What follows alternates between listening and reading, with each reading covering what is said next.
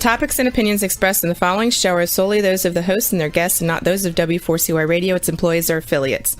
We make no recommendations or endorsements for radio show programs, services, or products mentioned on air or on our web. No liability, explicit or implied, shall be extended to W4CY Radio or its employees or affiliates.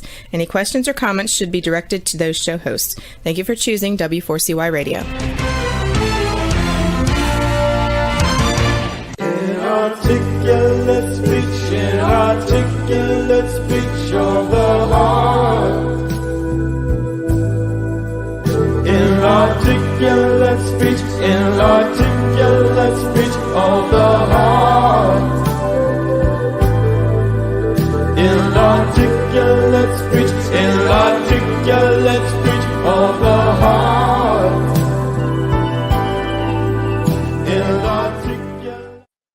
Hello and welcome to It's Your Voice, the show that hosts enriching conversations in diversity.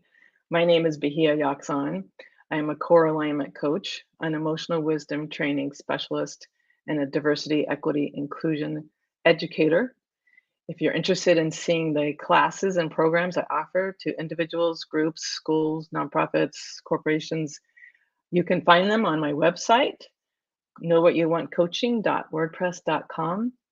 And I really prefer to point out patterns of societal bias that we were all enculturated in, and emphasize that we can learn new patterns. We can learn to recognize patterns that are destructive to other human beings and ourselves, and create new neural pathways and actually align our actions much better to our values, and create a life that's much more inclusive and happier.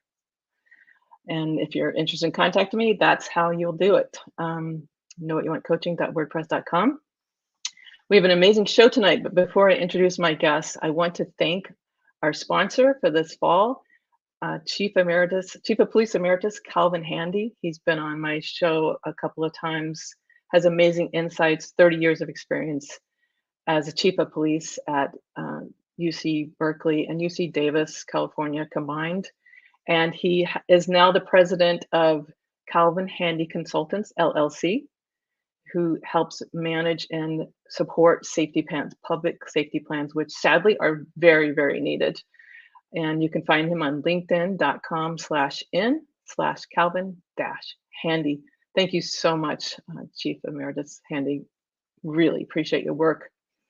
So I called this episode Embracing the Work. And as one of the guests, Dr. Donna Beegle pointed out to me, it's more than work, it's what you breathe, it's what she breathes. And I want to say a little bit about her before I introduce our next guest. So Dr. Donna Beegle, I have known about for, I think probably almost 30 years, when I lived in one of the poorest counties in our country, Washington County, Maine. And I was working with a coalition that was working very hard to support families with babies who were affected in utero by substance use. And our great leader, Marjorie Withers, found Donna Beegle. And that's where I started becoming aware of her work, her depth of knowledge about poverty, the causes of poverty, generational poverty, the barriers to poverty. She's worked in all 50 states and with communities and colleges to help educate us about the causes of the barriers, and to have us learn to be poverty informed and learn poverty confidence, so we can help bring down barriers. So Donna Beegle, thank you so much for being here tonight. You have been a hero of mine for years, and this is my first opportunity to actually get to speak with you. Our second guest is Dr. Bapu Vaitla, who is currently running for office as a city council seat in Davis, California. He's an economist. He has a doctorate in international relations.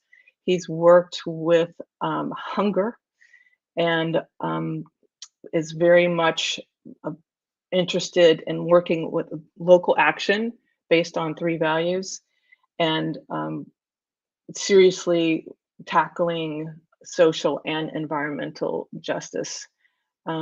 So thank you, Bapu, I'm honored to have both of you on, and this is going to be an incredible show.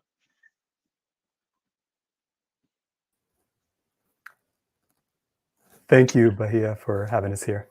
You're welcome. Donna, I think you are muted. Can you unmute? And in my organization, I have to pay money if I do that, so I owe you now. no, believe me, you do so much for the world. You owe me nothing except more education. So I would love to start with Donna and ask what brought you to the field of researching poverty and has kept you dedicated to it for years already. Well, some people are born into their work, and I was born into generations of migrant labor poverty, with most of my family members not able to read and write. And the ones who could read, they could read a little bit, but if you put a newspaper in front of them or asked them to fill out a form, they couldn't do that. And that would be me at age 26. So I was born into a family where everybody worked that day for food that night. And the results of that is constant evictions, hunger, struggles with transportation, all of the human needs that we have in order to develop to our fullest potential. So I come at the work from living 28 years of my life pretty much homeless. I dropped out of school at 15 and got married a guy from generations of migrant labor poverty. I used to wonder, how did I manage to find a guy who lives exactly like my family? And now that I've researched poverty for the last 31 years and worked in all 50 states and multiple countries, I know the segregation by social class in America perpetuates the poverty. I could have picked any guy and he would have been from deep generational poverty. So that's how I got into this. And there's a whole lot more about how I, at age 26, got my GED after dropping out of school at 15. Well, I can't wait to hear more. Thank you very much for that. And your depth of personal experience certainly informs in a way that formal education cannot. So I really appreciate that. And I appreciate that you share that. So Bapu, please tell us what brought you to wanting to face these other enormous issues, such as poverty, such as hunger, which of course poverty is a part of poverty. And your emphasis on social justice and the connection to climate justice. What brought you to this work? Yeah, I was born in a small town in India. So we were lower caste family. We, for rural areas, we were doing okay, especially in the last generation. But when we immigrated to the United States, I was around 5, and we were instantly low income. We struggled, depended on public benefits from time to time. My folks worked in service jobs, moved from place to place. We were certainly not destitute, certainly not the poorest of the poor, and even when I look back and reflect on my childhood, it wasn't really until I was an adult that I realized that we grew up low income, because everyone around us was also low income or working class. That was in Chicago at the time. And we moved to California, and we moved to the San Fernando Valley when I was around 11. And it was an extremely segregated, extremely rich area of Southern California. And we still were low income, so we lived humbly, I would say. And that really made apparent the differences in means between me and other students, between my dad and other parents.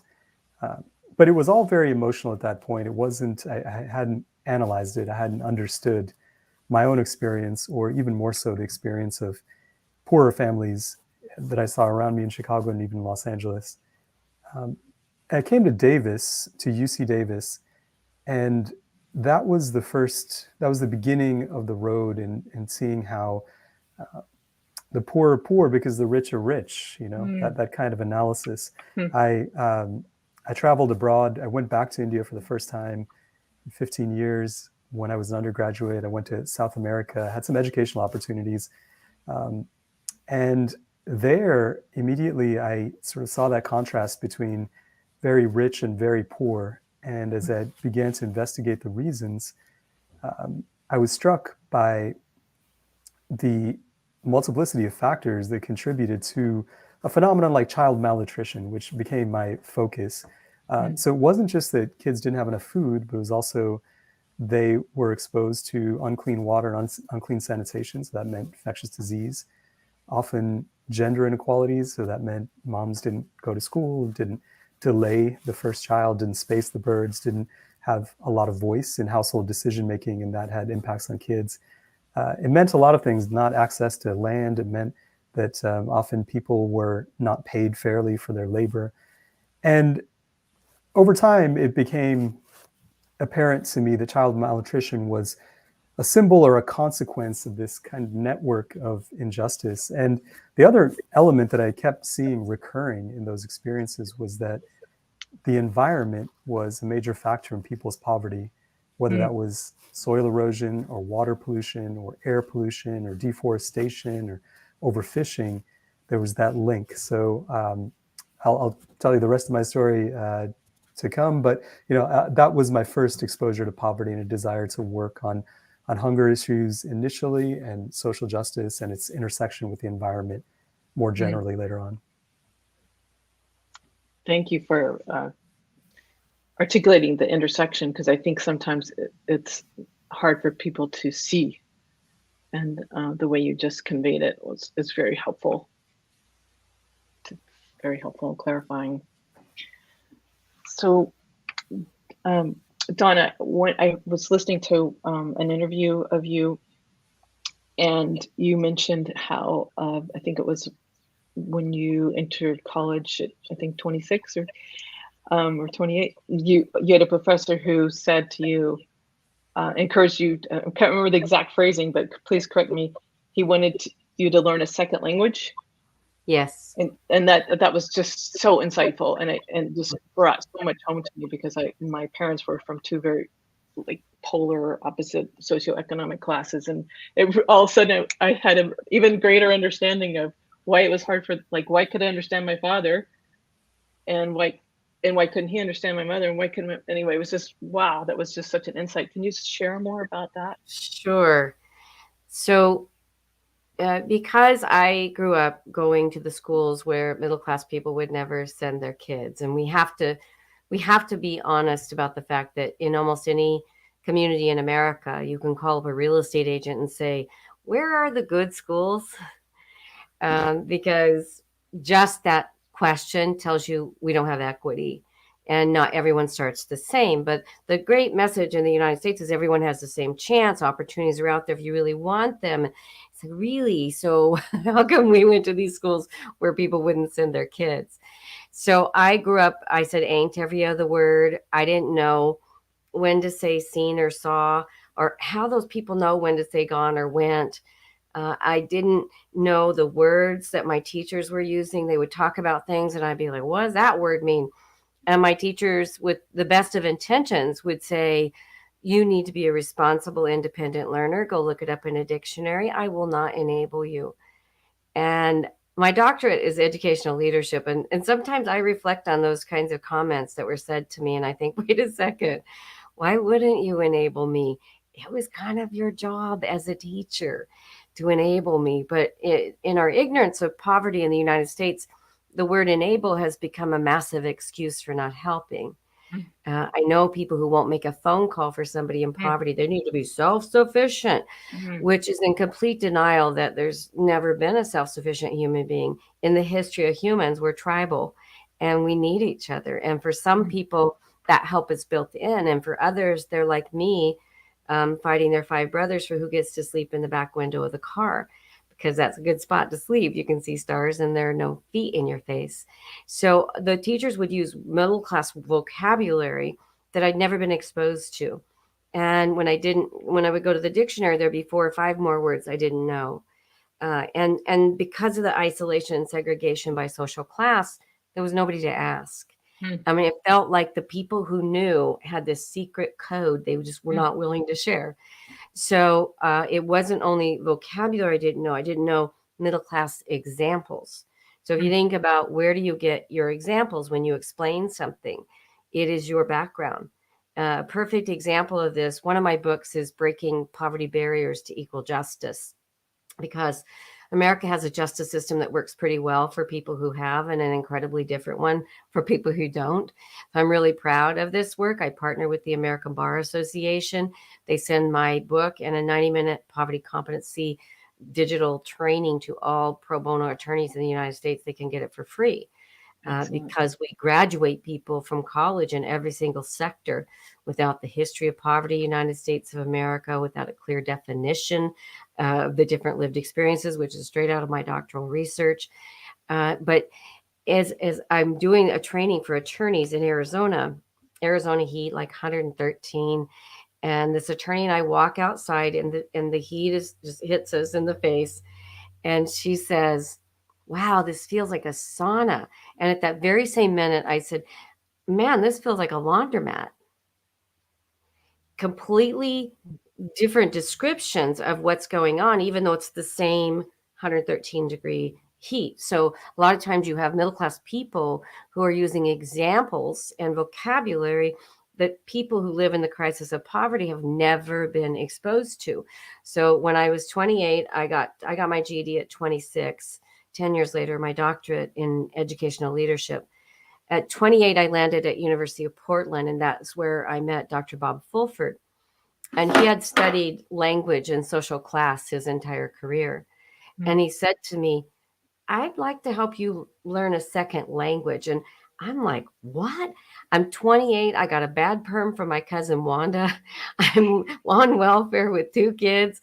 And I'm like driving a big old car that was bigger than a house that was donated to the welfare office. Second language, what? And he said, "Donna, when middle-class people speak, they use a very specific sentence structure.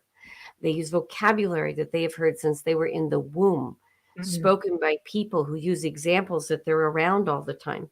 Because of the isolation and segregation by social class, you're not having meaningful interactions with people who speak in this sentence structure, people who use this vocabulary." He said, "You communicate beautifully, and it works really well for you in this context. But I'd like to give you a second language that will help you in the workplace and in education, because I can't wait to see what you're going to do." So he began helping me to learn middle-class vocabulary and put it into context and learn middle-class sentence structure. And it wasn't long before I started telling people I'm bilingual. I speak fluent middle-class language. And he also said to me, "Be very careful, because if you get tired, your grammar may revert to your natural sentence structure." So I got selected to be a Princeton Fellow, and they were sending me to universities to speak on poverty. And so there's this video out there in the internet world of me speaking at a very privileged university. I had to cross time zones, and I ended up losing my bag, not getting any sleep, and I'm on the stage, and the word "worser" came right out of my mouth. Like, where did that come from? And it's absolutely true. If I'm tired, I have to slow down my translation. I have to slow down the way I say the things I say, the examples I use. And it was so fascinating, because when I learned middle-class sentence structure and vocabulary, people started asking my opinion. They started asking me what I thought. I used to, when I was living in the crisis of poverty, I would watch 2 helping professionals talk to each other about my life, never saying, "What do you think? What would you like to happen? What would be helpful to you?" Until I learned middle class, until I could translate. So we equate it to IQ, has nothing to do with IQ and everything to do with middle class people sit down to dinner with middle class people. And so if you're in generational poverty, working class poverty, immigrant poverty, mixed class poverty, the impacts of both poverty and racism, or any of the other many kinds of poverty I talk about in my book, See Poverty, Be the Difference. If you're in those different contexts, you're with people in similar contexts, and the chances you're having those meaningful connections so that you can get exposed to words and experiences are really slim, unless we step up and intervene and do something different. That is so insightful.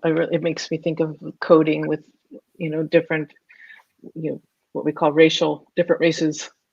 Since we divide people by race too, habitually, that, but I had never thought about socioeconomic coding codes. So thank you so much for that. You're welcome. Brilliant insight. I want to make sure before we close today that you mention the titles of your books. I'm sorry I forgot to introduce the fact that you're an author, but we'll make some time for that. So Bapu, I was wondering when you talked about on some media I was reading about you, local action that rests on 3 values. I mean, and the overlaps and the reinforcement and the commonality between your 2 themes is just beautifully clear. But would you expound on the 3 values that you referred to that that make local action Sure. impactful? Sure, yeah. The 3 values are social equity, ecological resilience, and community cooperation. So I spoke a little bit about that intersection between equity and the environment, and that's really what those first 2 values are about. We can't actually have environmental protections, environmental justice without human beings being healthy, and human beings can't be healthy without the environment and natural world being protected, conserved, and regenerated, in fact. And that third value is of community cooperation is how good change happens. For my PhD work, I was looking at examples around the world where child malnutrition, especially chronic malnutrition, improved drastically. And it was hard to find commonalities between those places, between those stories. It was always, a mixture of macroeconomic policy or agriculture, or public health, except the one commonality was that in every case, people built institutions that encouraged cooperation and somehow discouraged conflict. So this idea that the self doesn't end at the boundaries of our skin, that our well-being is dependent on the well-being of other people and other living beings and non-living beings too, air, water, soil, right? That idea that we can't simply pursue our self-interest in isolation from the rest of the world is why I'm putting cooperation as one of the values in this campaign that I'm running for City Council of Davis is there's so much divisiveness right now, and that divisiveness is understandable from the perspective of we have different values often, and that's okay. We have different viewpoints on how to achieve our goals and values, but ultimately good change happens when people work together for mutual benefit. So coming together, having that conversation about our differences and trying to identify the goals that we do have in common and creating a language and a way of acting that controls divisiveness, that puts a check, that prevents divisiveness from arising and encourages empathy.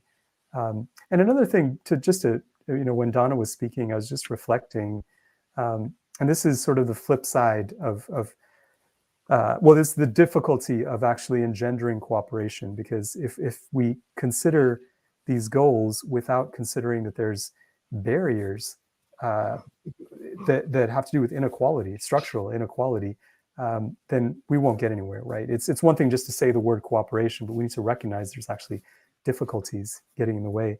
And when Donna was speaking, I was thinking of a conversation I was having a couple of days ago, a political candidate, and how you kind of have to be always on, right? You're always meeting new people, speaking in public, and you kind of always have to have that energy of presenting yourself in a way that doesn't put people on the defensive if you disagree with them, or doesn't challenge their character or their belief systems to an extent where they're immediately clam up, immediately shut up, right? And that's exhausting. Like, it gets, I'll be honest with you, it's really, really exhausting, because most of us choose to spend our lives amidst like-minded people where we don't have to activate that energy of having to be always on, right? And the conversation I was having with my friend 2 days ago was that people of color in Davis, and not just people of color, like other identity groups, but I'll use it because of my personal experience, is you kind of always have to be on, even if you're not running for office, when you're around white people and when you're around higher income people. It's very subtle. You don't even know you're doing it, but just like Donna was speaking about code switching or switching languages, you're constantly trying to present yourself in a way that is unthreatening, which is less of a problem really for Indian people than it is for Black people. I think that's a huge thing, right? Always trying to portray yourself as not being threatening, but also that you're credible, that somehow you fit into the culture and understand the culture that you're loyal to the country, to the town, and that you're also, like you're saying, Donna, that you project being educated and informed according to the standard of educated and informed that the white upper class has. And that's exhausting, right? So I can talk about equity as a policy. I can talk about ecological resilience as a policy goal. I can talk about community cooperation as a policy goal. But the reality is also to get to those goals, to get to those values, to even share those values, we have to recognize that we have barriers. And some of those barriers make it really exhausting for people to even participate in local political life, local civic life. So the values are important, but also recognizing the different people's barriers to cooperating is also important. I love that. I have an activity I do in our Beagle Poverty Immersion Institutes, which is 2 days with people. They come and they spend 2 days with me, and we're going to walk and feel the experiences that people impacted by poverty, cross race, are getting hit with. And there's an activity I do where it's 5 characters and they're doing different things in the story, and they have to rank their character as the best behaved or the worst behaved. And of course, people then do that from their framing. So it's about teaching people that any situation can be defined in any number of ways, depending on how you're framing it. So my parents never went to a school conference. What do we say about those parents? Most middle-class people will say they don't care about their kids. They don't love their kids. But my mom would say, I ain't going in there and make a fool out of myself. Those people, they want to talk about school. I don't know anything about school. It's the point of me going in there. If one human had ever come to my mom and said, tell me about Larry or Melvin or Rick or Wayne or Steve or Donna, any of her 6 kids, she'd still be there bragging, pride and joy. But you have judges in many states who have criteria saying before we return kids from foster care, we asked a series of questions, and one of the criteria is, do the parents go to school conferences? So all of our systems are set up by what would middle class people do, and if you're not doing that, so if we get to these faulty assumptions because we think, like, if my kid had a school conference, I would be there, and that means that I care and love my kids. So if you're not doing what I'm doing, then the faulty logic, it's faulty attribution theory, actually, but it comes into play big and heavy right there. So the assumption is that if you go to school conferences, you're the good parent. If you don't go to school conferences, you're the bad parent. So teaching people how to reframe and be a dialectical thinker in that any situation can be defined. What would the mom say? What would the kids say? What would the counselor say? What would the politician say? What would about the same situation? And Aristotle and Plato taught us this. The more ideas you get on the table, the closer you get to what they would say truth, I would say solutions, especially in addressing poverty. But I love that weaving that you're doing of the values in there, because these are our gut level values program into us about the age of 10. And they typically don't shift unless we have significant emotional events or more exposure to other points of view. And because we're segregated by class and race, we're not hanging with people or LGBTQ, or you could throw any difference in there. There's a framing issue that is difficult for someone to put themselves in the perspectives and say, what would get someone to say this, or what would get someone to do this, when I can only see it from my point of view and what my belief system says is the way it's supposed to be. Do you want to respond to that, Bapu? Oh, I'm just listening and learning. No, it's just I just love the dialogue between the two of you, and I was thought, well, instead of, I can be patient and ask my questions. If I also just want to hats off to you, Bapu, because elected officials have to address these issues. I tell people, if someone wants your vote, you have to be able to ask them, what's your plan for the housing affordability crisis? The fact that there's nowhere in the United States a person on disability, which is about $780 a month, TANF welfare, which is about $478 a month, or minimum wage. Nowhere in the entire United States can a person afford even a modest apartment. I was a commissioner in Portland for 4 years, a housing commissioner, and affordability means you're not paying more than 30% of your income for rent. So we've got a condition where we've got a housing affordability crisis, we've got a transportation crisis.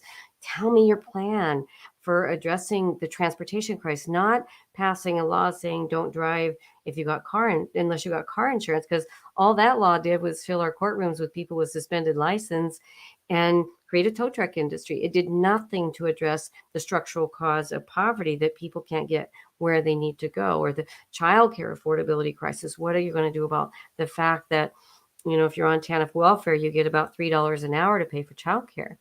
What kind of care are the kids getting?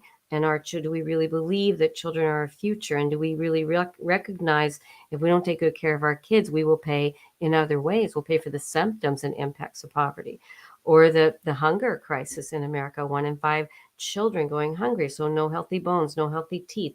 We're talking about brains. So tell me your plans for that. What are you going to do about that? So I just lay out these structural poverty causes, and tell me about what your ideas are for those things. And if you are, I don't care if you're a dog and you have a plan for those things, I'm going to vote for you. But we got to get to the heart of the matter of what is truly preventing our fellow human beings from developing to their fullest potential. We're losing so much potential to that evil villain poverty.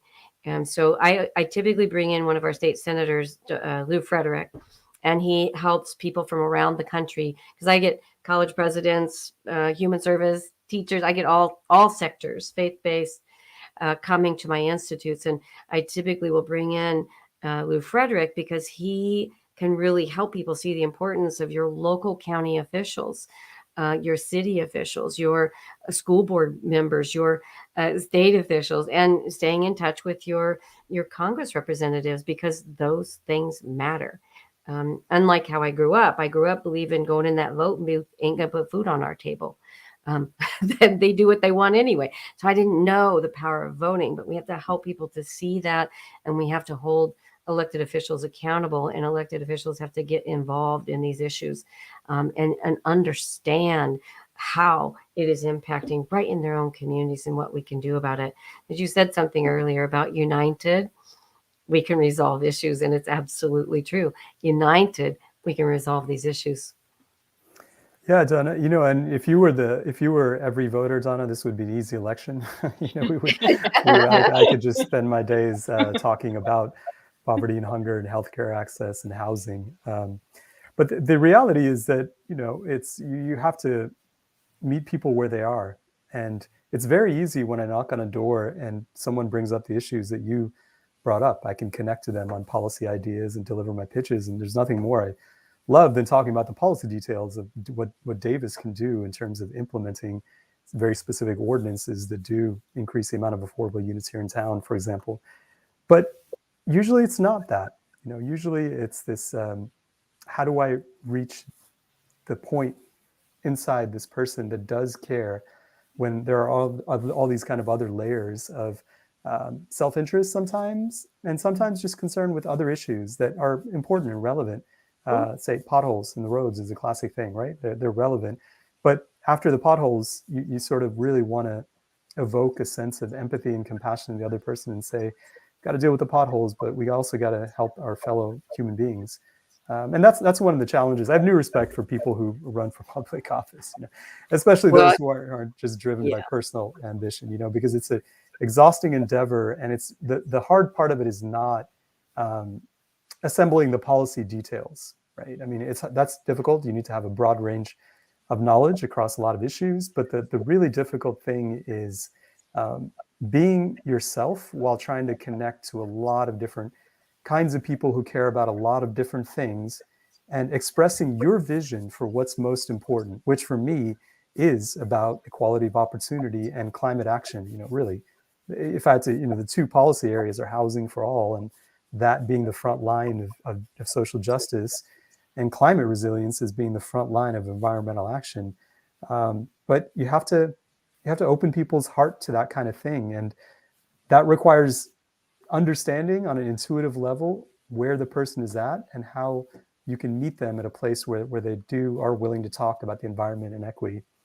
Well, and absolutely, you got to target your audience.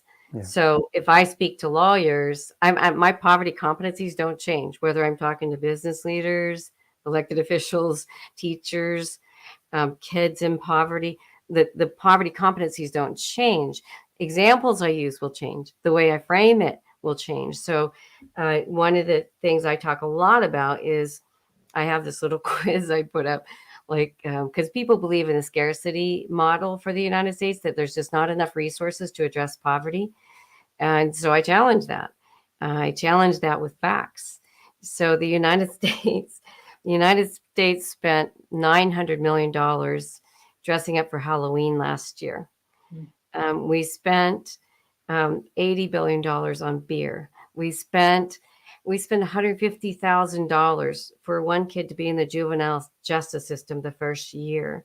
$65,000 for one kid to be in the foster care system the first year, because so many agencies have to be engaged. If somebody's on the streets in Los Angeles, it's $36,000 taxpayers are spending for one person to be on the streets. If you're in Utah, it's $20,000. So Utah, what they did was they calculated what would it cost to house people if we're paying $20,000 for them to be on the streets. And what the variables they added up were things like paramedics, police, courts, emergency rooms, all the taxpayer funded services.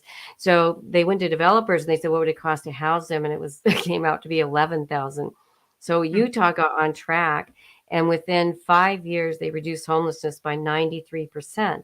They were on track to be the first state in the United States where everyone had a pillow to lay their heads on and the luxury to learn and develop and get connected into resources and opportunities to move out and stay out of that war zone of poverty. New leadership came in and said, we're not doing housing first anymore. It's coddling people. We're not going to do that. We're throwing it out. And their housing issues have skyrocketed again. Because again, it's like, we're going to pay for the symptoms. So another just powerful example, there was a family of 7 in this community I was working in. The mom and dad worked at senior care centers and they would get hours sometimes and other times not.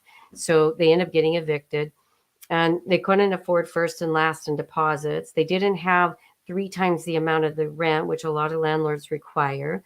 The dad had a felony conviction, so nobody would rent to him. Nobody would hire him. So they moved into a storage shed, which has been an epidemic for about 15 years in the United States of families. They can get up a couple $100 to rent a storage shed, but they can't get all those other, you can't get past the credit check and the criminal background check, and they have to have this much more money. So they moved to the storage shed. Dad builds beds into the walls of the storage sheds for his family, which, I'm like, good for you. That is so resourceful and creative. I'm proud of you. But child welfare found out. What do you think happened? 5 kids gone to foster care at a cost to taxpayers, $65,000 per child. And that $65,000 doesn't include mental health trauma, which will last a lifetime for that child. We have an epidemic of children being taken away for poverty reasons, not neglect. And people don't know the difference because, I've literally asked thousands of professionals in all fields, how many of you have ever had the course History of Poverty, United States of America? I'm talking psychologists. I'm talking probation officers, elected president of the United States, elected officials. We don't know our history. And our history shapes our current policies, our current thinking, and it really does affect our actions. So in 2001, majority of Americans said the cause of poverty is laziness, even though census data will tell you different. And like today, majority of people in poverty have more than one job and they can't afford rent. Most people don't know that. So that was a statistic from 2001. Today, that's still the number one reason people say there's poverty, laziness. And they don't want to work. And most people are working hard and they're using their bodies to earn a living. They're working that day for food that night, or they're working 2 jobs. And when I ask audiences in all 50 states, hey, how many of you know people working hard, not making it? So part of engaging the entire community in these discussions is helping to humanize people who are in the crisis of poverty. Because what's happened without the education about poverty is we've left the teaching of poverty to the media. The number one teacher of poverty is not our universities, it's the media. So what most people believe about poverty, they're getting rich off welfare.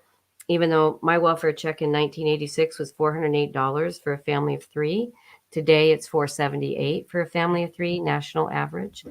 So there's these beliefs like, oh, they're not hungry, there's obesity. Okay, well, if you're on food stamps, you get $1.80 per meal.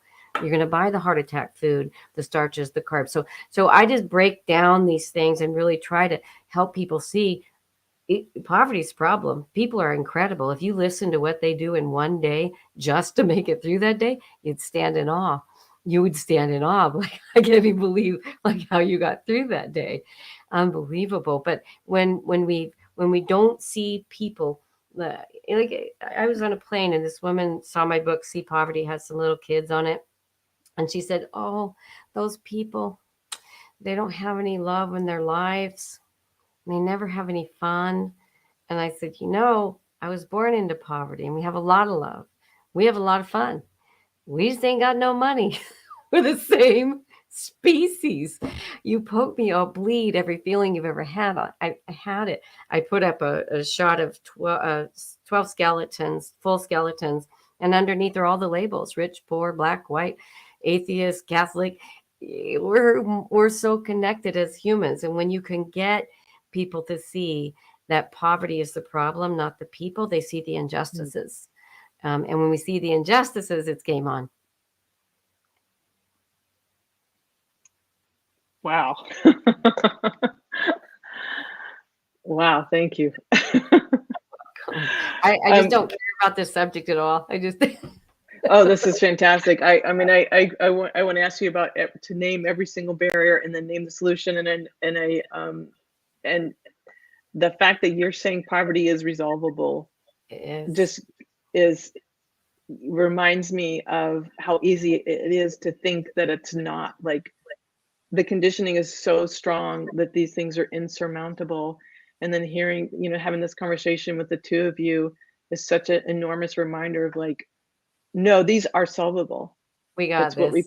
what we put our attention on, what we focus on, and finding the common ground and building community.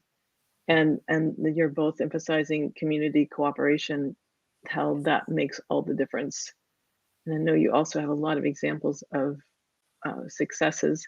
And one sort of small thing I want to touch on real quick. We have 6 minutes, so we have a little more time. But I wanted to go ask Bapu. I'm not even sure. I believe back to housing, and I know you strongly believe in housing for everyone.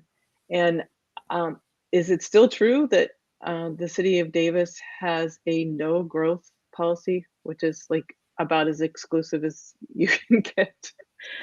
It's not official policy, but it's Okay. deeper than that. It's a strain that runs throughout our culture. So I would say the city culture. Again, this is not to demonize anyone, but it's to recognize the truth that Yolo County is segregated.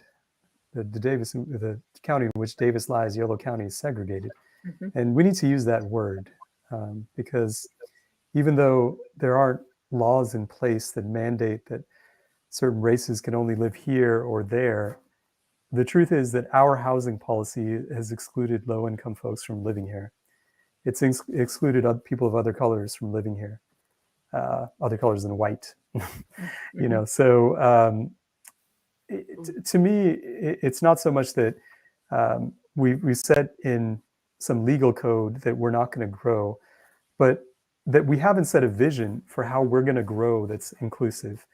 And when you don't set a vision, every single housing development that's proposed becomes a knockdown, drag-out fight. And the squabble is often over small things, right? And sometimes it's over big things.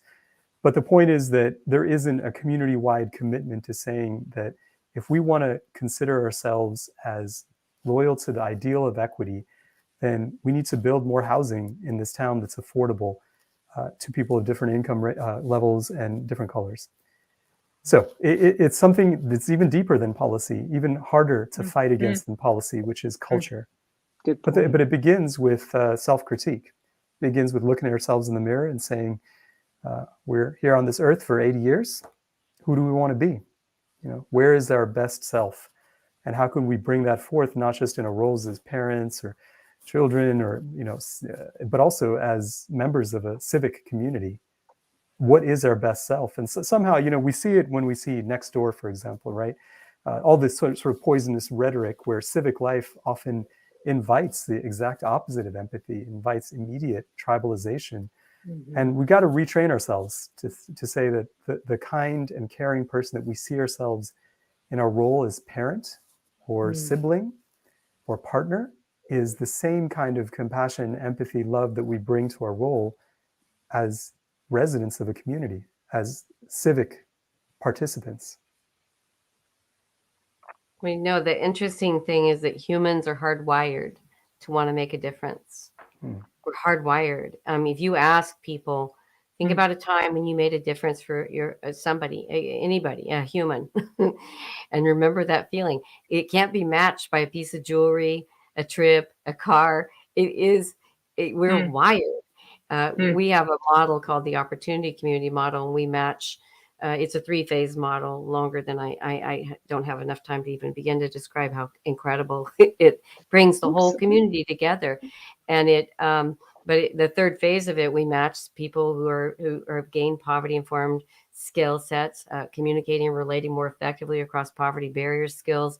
And they agree for 1 year to walk with a neighbor on their journey to move out and stay out of that war zone of poverty. And the neighbors, the people currently impacted by poverty, they spend 6 hours with me, and I focus on remove the shame, rebuild that hope, because poverty steals hope, not only for the people in poverty, but for the people in the community. People don't really believe you can end poverty. And so we have to restore that and grassroots economic development, really learning about people's strengths and how they can turn that into earning a living, and then building that community-wide poverty-informed approach so that no matter what door people walk through, they're treated with dignity and respect. So we match what we call navigators, people not in poverty who are trained. I don't match uneducated people. And by uneducated, I mean not poverty informed. And then we match them with neighbors in poverty who are also going through professional development, growth, personal growth. So that, because you think that the people who are making it is your enemy. And so there'll be a lot of attitude and resentment. And so I know how to get at that. I say to people, anybody here got an attitude? And they're like, you damn right. Anybody got a smart mouth? Hell yeah. And I say, good. Because if you watch your mom do without food, smart mouth is appropriate response. If you're watching your granny unable to get her medicine, that attitude's called for. But when I match those two people, those two humans, and they've spent time learning about this thing called poverty, inevitably the navigators will come to me and they'll say, Dr. Beegle, I met my neighbor. She's just a person. And the neighbors will come to me and they'll go, Donna, I met my navigator. He's just a guy. And I go home happy. And we're implementing around the country because at the point when you see people, you treat them differently. The dehumanization. The dehumanization is where you're some subculture over there, not like me. We have more in common. There's nothing on the planet we have more in common with than our fellow human beings. Thank you, Donna. On that note, I must wrap up the show. This has been incredible. Thank you, both of you, so much. I want to give you a chance, if you can quickly each say your website for the listeners. And then I want to thank, I'll thank right now my engineer, my producer, and listeners. And then I'm going to say, may we all have enriching conversations this week. And we'll close with first Donna saying the website, how people can find you, and then Bapu, how can people find you? And thank you again. My company's Communication Across Barriers, and so my website is www.combarriers.com. And my website is bapu4davis.org, Bapu with and the number 4, davis.org.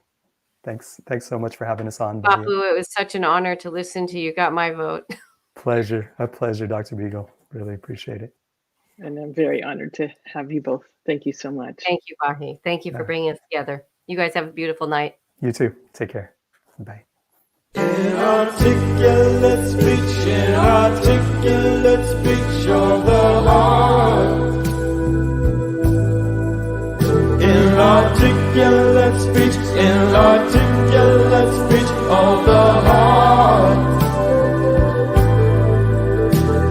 Lord,